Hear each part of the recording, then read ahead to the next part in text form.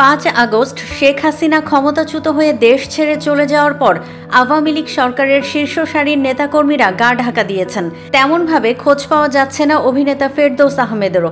সংসদে যাওয়ার 7 মাসের মাথায় এমপি পদ হারিয়েছেন তিনি। শেখ হাসিনা সরকারের পতনের পর থেকেই গা ঢাকা দিয়েছেন এই চিত্রনায়ক। কোথায় আছেন তিনি জানে না কেউই।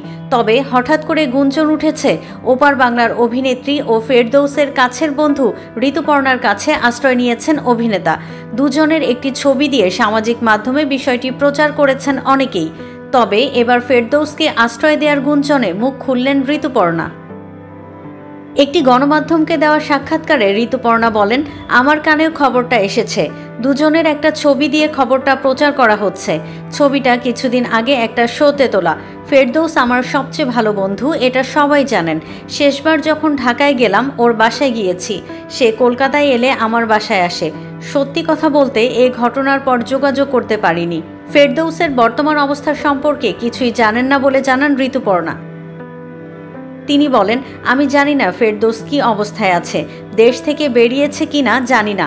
শুধু চাইছি ও যেন ভালো ও সুস্থ থাকে, সাবধানে থাকে। মানুষ হিসেবে ফেরদৌস খুব ভালো। সে তো একজন ভালো মানুষ, চলচ্চিত্রের বড় তারকা। 1998 সালে বাসু চ্যাটার্জি পরিচালিত যৌথ প্রযোজনার হঠাৎ বৃষ্টি সিনেমায় অভিনয় করে আলোচনায় আসেন ফেরদৌস। 2001 সালে ওস্তাদ সিনেমায় প্রথমবারের মতো জুটি বাঁধেন ঋতুপর্ণার সঙ্গে। এরপর বেশ কিছু সিনেমায় জুটি হয়েছেন ঋতুপর্ণা ফেরদৌস।